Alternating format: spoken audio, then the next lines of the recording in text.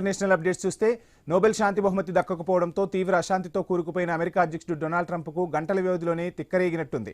ఉరిమి చైనాపై పడ్డారు. చైనాపై అదనంగా 100% సుంకాల మొత్తం మోగించారు ట్రంప్. ఇది నవంబర్ 1 నుంచి అమల్లోకి వస్తుందని స్పష్టం చేశారు. ఇప్పటికే చైనాపై 30% టారిఫ్ వేశారు. ట్రంప్ తాజా నిర్ణయంతో సుంకాల మోత 130%కి చేరుకుంది. చైనాపై ఈ స్థాయిలో ట్రంప్ టారిఫ్లతో విరుచుకుపట్టడానికి రకరకాల కారణాలు చెబుతున్నారు విశ్లేషకులు. అందులో ప్రధానమైనది అమెరికాకు చైనా నుంచి అరుదైన ఖనిజాల ఎగుమతులు నిలిచిపోవడం. దీనివల్ల అమెరికాలో అనేక కీలక పరిశోధనలు, ఉత్పత్తులు ఆగిపోయే ప్రమాదం ఉంది. ఇక రెండు దేశాల మధ్య ఖనిజాల బంధం దశాబ్దాలుగా బలంగా ఉంది.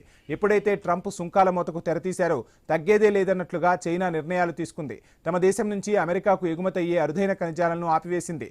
దీంతో అమెరికా దారికి వస్తుందని చైనా అధ్యక్షుడు జిన్పింగ్ భావించిన ట్రంప్ మాత్రం మరోలా నిర్ణయాలు తీసుకుంటూ షాకిస్తున్నారు. ఆ ప్రభావం వల్లే ఇప్పుడు 130%కి సుంకాలు చేరుకున్నాయి. ఇక వాణిజ్యంలో చైనా వైఖరిని ట్రంప్ అస్సలు జీర్ణించుకోలేకపోతున్నారు. త్వరలో చైనా అధ్యక్షుడు జిన్పింగ్తో ట్రంప్ భేటీ కావాల్సి ఉంది.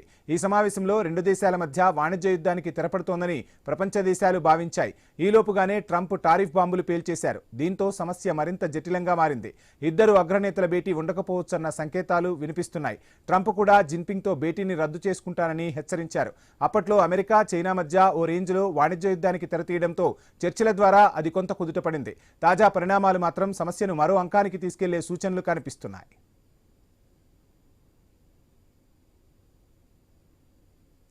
అధ్యక్షుడు ట్రంప్ చైనాపై టారిఫ్ పిడుగులు వేయగానే అమెరికా మార్కెట్లు భారీగా నష్టపోయాయి. బీజింగ్ దిగుమతులపై అదనంగా 100% సుంకాలతో విరుచుకుపడ్డారు డొనాల్డ్ ట్రంప్. ఈ పరిణామాలతో అమెరికా స్టాక్ మార్కెట్లు నేలచూపులు చూశాయి. ఒక్కరోజే అమెరికా మార్కెట్లో $1.5 ట్రిలియన్ మేర సంపద ఆవిరైంది. మార్కెట్లు ముగిసే సమయానికి నాస్డాక్ 3.56%, డోజన్స్ 1.90%, S&P 500 సూచీ 2.71% మేర నష్టపోయాయి. క్రిప్టో మార్కెట్లో $19 బిలియన్ మేర అమ్మకాలు చోటు చేసుకున్నాయి.